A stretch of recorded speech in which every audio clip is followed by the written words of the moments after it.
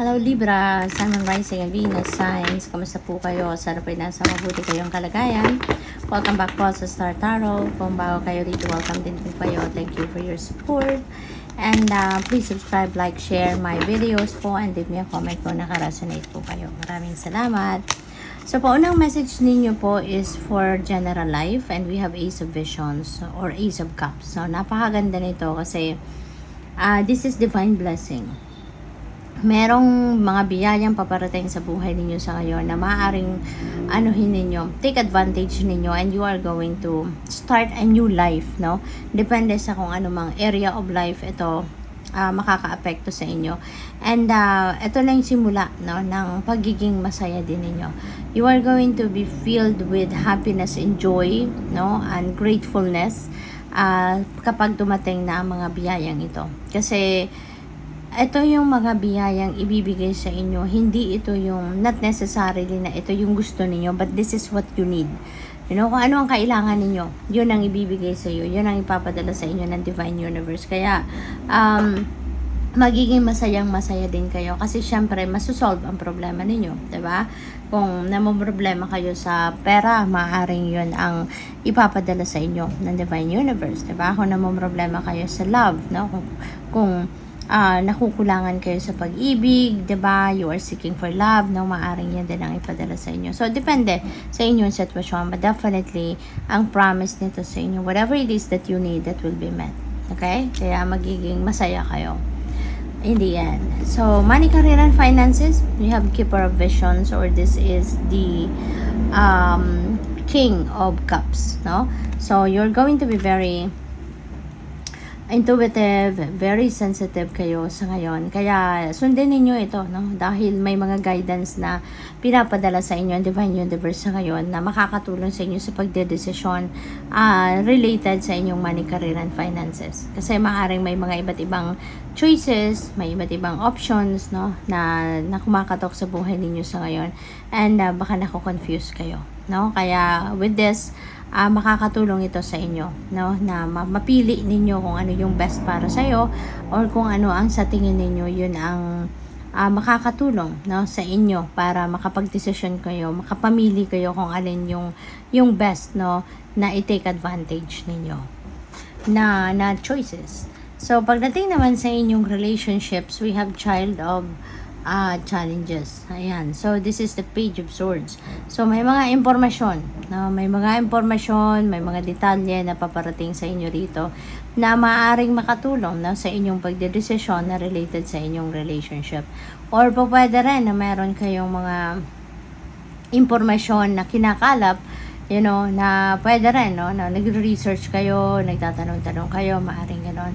Kasi gusto ninyo na pwedeng mas mapabuti palalo ninyo yung inyong samahan, gusto mong mag-apply ng pagbabago, no, sa inyong relationship dynamics, maybe para na mas lalo kayong maging maganda, mas lalo maging maayos ang inyong relationship, mas magiging masaya ang inyong relationship, yung mga ganon, no? So, tignan natin, kuha tayo ng clarifiers dito. Tignan natin ano pa mga mensahe para sa iyo. And I would like to say thank you, no, sa mga nandito, patuloy na bumabalik, no, sa ating channel, at sa mga panibagong subscribers natin. Maraming salamat as well. Also, thank you sa mga hindi nag-skip ng ads, pati na rin sa mga nagsisend ng donasyon sa aking channel through Super Thanks. Maraming salamat po sa inyo.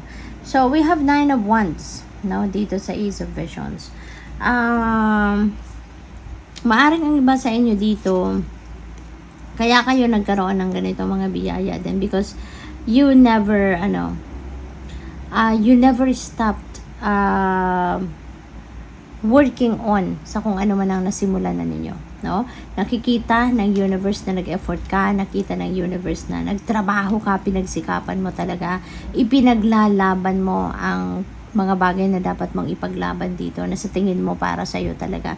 Ipinaglalaban mo yan, ano? Nakita siguro dito ng universe yung determinasyon mo, no? Na maabot kung ano man ang mga gusto mong marating dito, kung ano man ang mga gusto mong ma-achieve sa buhay. Kaya you are being sent support, no?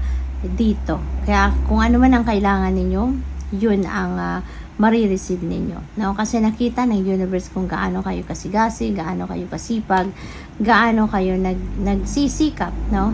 Kahit nahihirapan kayo, patuloy pa rin kayong nagsisikap para ma-achieve ninyo yung mga gusto ninyong ma-achieve. So, pagdating naman sa inyong money, career, and finances, we have the Tower. So, there could be some changes happening dito sa inyong money, career, and finances. No?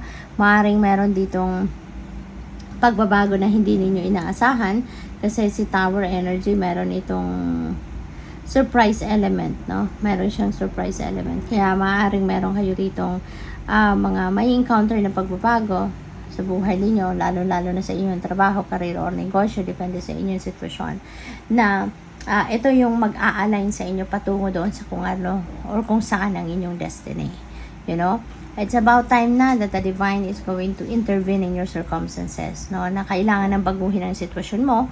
Kaya, by hook or by crook, no? Mangyayari at mangyayari. Dapat mangyari rito para makarating na kayo doon sa inyong destiny. Or kung saan kayo dapat mapunta at this time. Pagdating sa inyong relationships, we have 6 of Wands. Ayan. So, magtatagumpay ka. No? Magtatagumpay ka dito sa kung gusto mong i-improve ang inyong relationship dynamics para mas maging masaya kayo, mas maging harmonious ang inyong relasyon, mas maging maganda, mas maging bukas. Kumbaga, kayo sa bawat isa, pagdating sa communication, no? Magsasucceed ka dyan, no? Sa pinaplano mong yan. Kaya, makikita mo eventually na mag-work yung strategy mo, mag-work yung effort mo, kaya magiging kayo, mag-end up kayo being happy, mag-end up kayo being masayang couple, masaya ang inyong relationship, no? So, what is your final message dito, Libra?